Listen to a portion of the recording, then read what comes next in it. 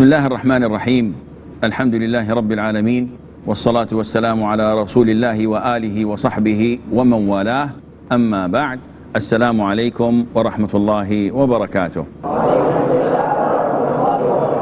Hadith 159. We need someone to read it for us. Yes, brother.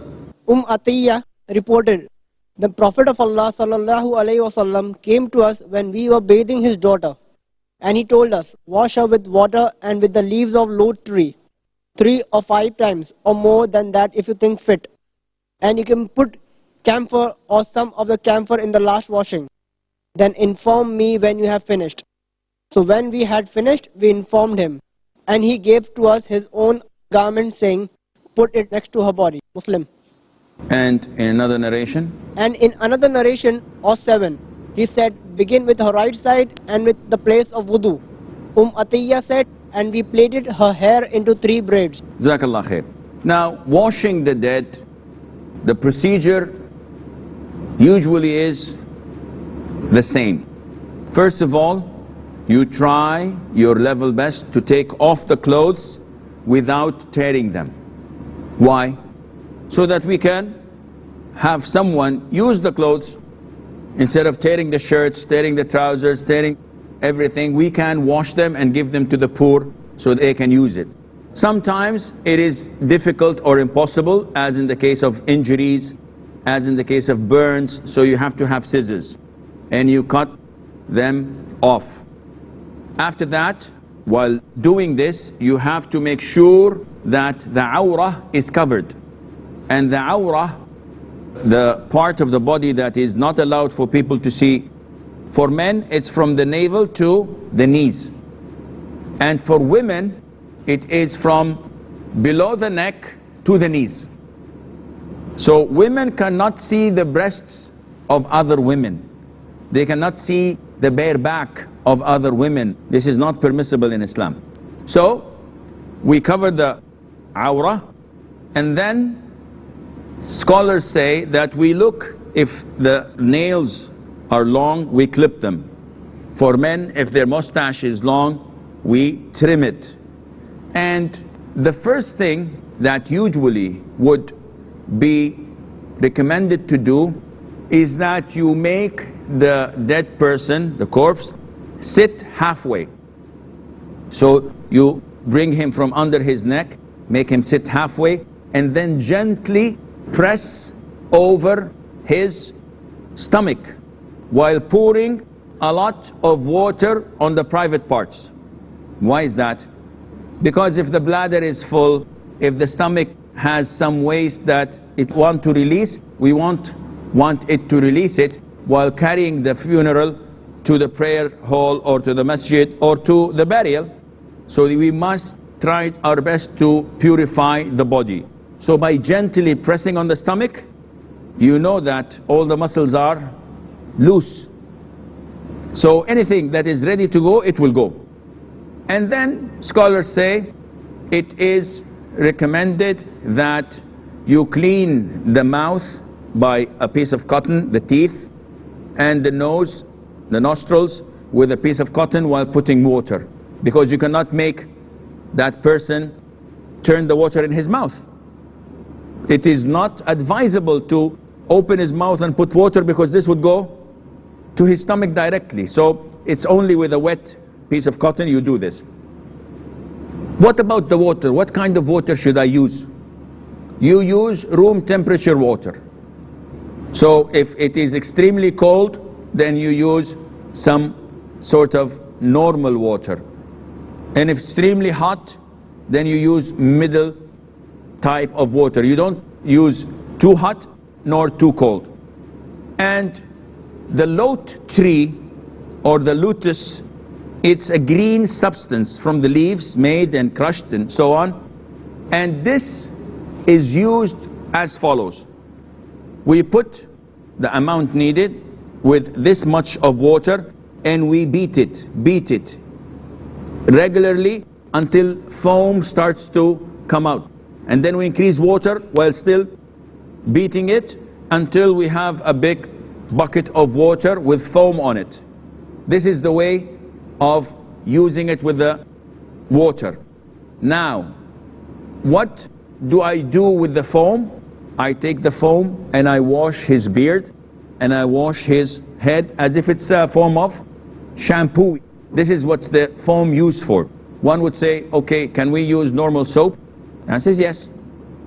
But the sunnah is better in following it, because sidr gives a special treatment to the skin. And some say that it has the characteristic or the feature of repelling insects from coming, from the smell, or I don't know. Either way, we are recommended to follow the sunnah, but if you don't, by washing the deceased with soap, does the job. The Prophet instructed Atiyah to use sidr. Afterwards, the Prophet said, alayhi salatu wasalam, that you wash her 3, 5, in another narration, 7 times, or even more. Some scholars say, no, you have to restrict to 7. And the Prophet said, alayhi salatu wasalam, begin with the right hand side and with the places of wudu, which made some scholars say that the first thing you begin with is offering wudu. Give the deceased wudu. And this is similar to our normal, what? To our normal ghusl. The sunnah for us is to make wudu, then make ghusl. So with the deceased, it's the same thing. You offer wudu, you wash the right hand side, and then the wipe on the head, the face, the whole thing in sequence. After that, after you wash or you make the wudu, you wash the entire body. Now, how do I wash the entire body? Scholars say that you have a piece of cloth that you wrap around your hand, and preferably it is your left hand, because you're going to clean the private parts. But you do this from underneath the cloth that is covering the awrah. The rest of the body is clear. I start by washing the right hand side, the shoulders, the hips, and so on. The man is lying on his back, so I start with the right hand side, and then I put the right leg over the left leg. The legs are like this. I put his right leg on the left leg. Why? So that when I turn the body, it turns quickly. Because I have to turn the body to the left side so I can wash the back right side of the deceased. And if the legs are like this, if you try to move him, it will not move. So that's why you have to bring the leg over the following, or the second leg. He has only 2 legs, so you have to put the leg on the other one and turn him on the left side, and then wash the back side, the right side to the legs, turn him back again, put the left and the right, and twist him over, and this is one wash, during which I clean from underneath the garment the private parts, the front and the back, to ensure that it is clean. And I put excessive amount of water, so that if anything comes out, it goes with the water and I don't see it. If you use little amounts of water and you see things, maybe this would make you feel a little bit disgusted, maybe. And it is forbidden completely to tell anyone of what you see. You're not allowed to go out and say, well, I saw so much filth and so much dirt. This guy was stinking. Astaghfirullah wa atubu ilayh. This is something that you have to conceal. And if you disclose it, Allah will punish you for it. And if you conceal it, Allah will forgive you how many times? 40 times. Allah will forgive you 40 times. So imagine how much reward you are getting. And I wash him once. I do the same process twice. I do the same process 3 times. If I still, while washing, see something coming out, I do what? 5 times. Again, I do 7 times. Some scholars say after the 7th, that is it. You don't do anything. But what to do if there is still some najasa, some impurity coming out? Old scholars used to say that you have to put something that blocks the passage. And whether it is mud or it is some form of cement or some form of plasters that would stop this. Nowadays we have diapers. So scholars always get a diapers ready. So if najasa is still coming out after 7th time of washings, and you put a diaper and you seal it tightly, and that is it. What to do afterwards? You dry the body, and then you either, and this is the most likely way of doing it. Now we're washing the body on a wooden surface which has holes in it so that it allows the water to, anything can do. Nowadays in new places for washing the bodies, specially designed for that, they have big platforms that are made from marbles with special holdings in it. And it looks like a kitchen. When you see it, it looks as if it's a kitchen, but actually it has all the sprays necessary for the water and all the necessary tools available. Makes it clean, makes it easy. The drainage is also clean, and there's special clothes that you put on for hygienic purposes. The place is wet. We dry the deceased with a towel, and in another location we spread the 3 sheets.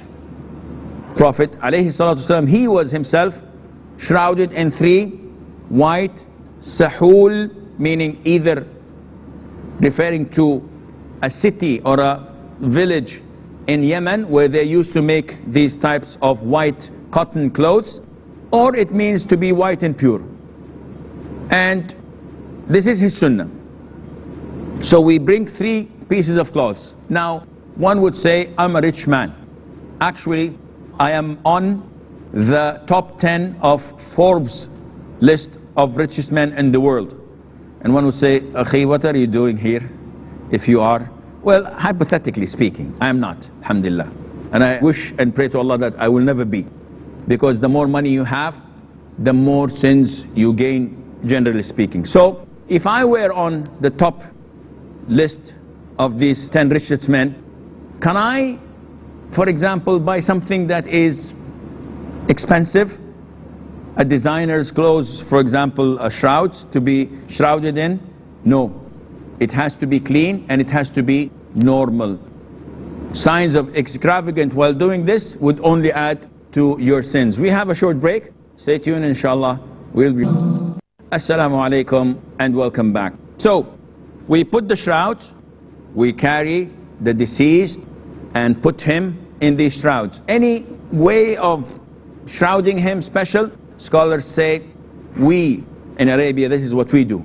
We put the first shroud before we bring the deceased, and we put a lot of perfume, and we put a lot of al-hanut, which is a type of perfume that you break, and it's a substance. And we put different kinds of oud, of ward, something that is presentable. Then we put the other shroud and we do the same. Then we put the other 3rd one and we put the same. So the full layer, 3 layers are all perfumed. You remember that incense we also can do before doing it. Then we bring the deceased and we put him. And before shrouding him, we bring a bottle of perfume and we put in a cotton in the places where he used to prostrate on. So we put a lot extensive on his palms, on his knees, on his feet, and on his forehead and nose. And then we shroud him with the first shroud. Normal, 1 and 2. And from the top, there is about half a meter from the head and half a meter from the legs. Why? So that we can carry him from it when we put him in the grave. We don't hold his feet, we hold it from these half a meter long handles, if you wish.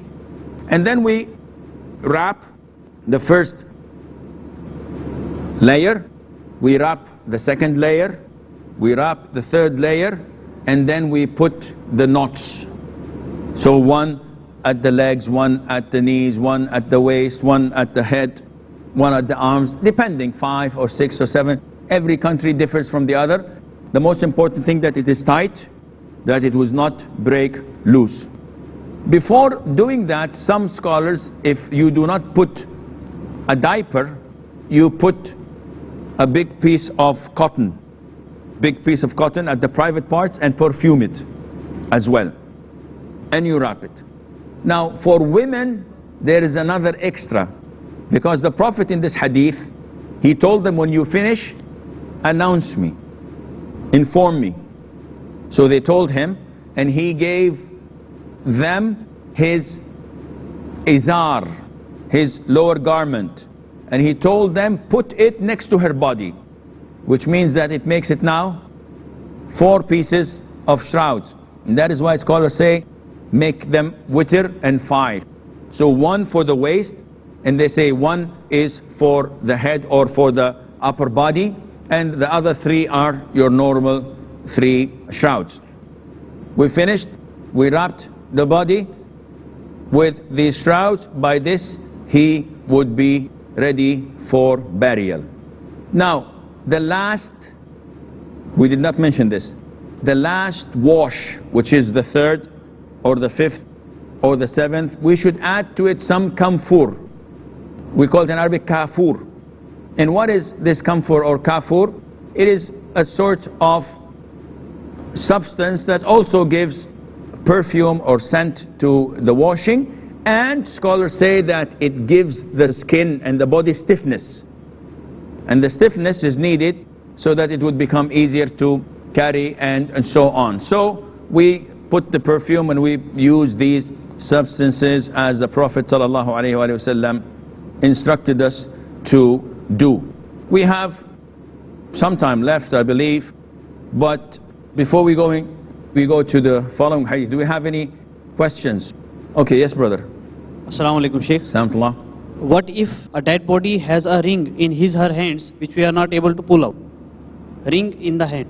In the hand there's a ring. Yes, and we are not able to pull out. Well, if you are unable to take the ring without harming the body, leave it. And usually the jurors, the fuqaha, refer to a similar incident, and they say, what's the ruling if the dead man had teeth made of gold? So they say, if it is possible to take them, if they are removable, then you have to take them, because this is money and this is part of the inheritance that must be distributed. But if it is implanted, and removing it would mean that you would have to have a surgery or harm the deceased by doing this. You know that the Prophet said, ﷺ, breaking the bone of a deceased is like breaking the bone of a living man. Both are haram.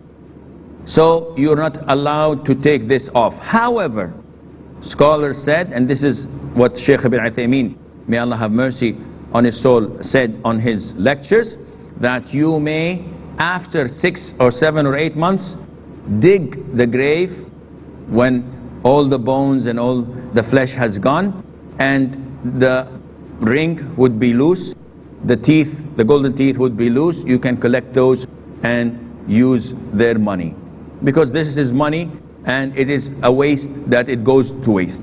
So I hope this answers your question. Yes brother.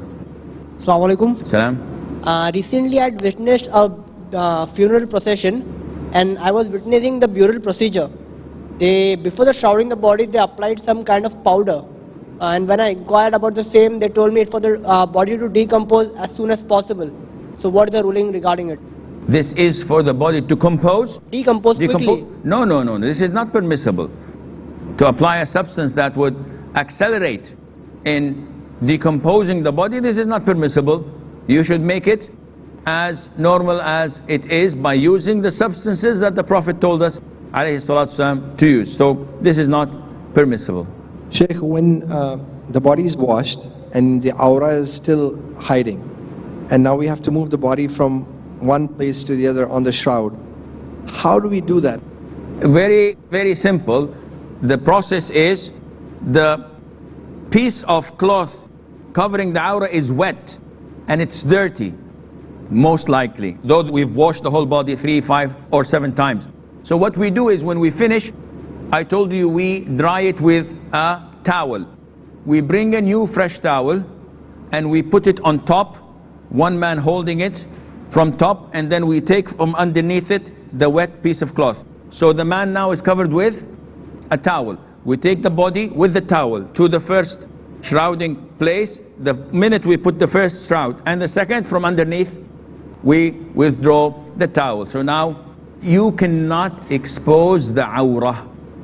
This man is dead, but he has his honor and pride, and you have to protect this. Yes, brother. While the body is being washed, what should be the people who have arrived for the funeral should be doing? Like they should be indulging in zikr, reciting Qurans. What should be doing while the body is being washed? Yes. Yes. While the body is being washed, we do not have any prescribed dhikr at all. So any prescribed dhikr would be an innovation. So if you are, while doing this in yourself, say, oh Allah forgive him, oh Allah, it is good. But we cannot say to the people, before you go, you must seek Allah's forgiveness 50 times, and you must say, may Allah have mercy on him 21 times.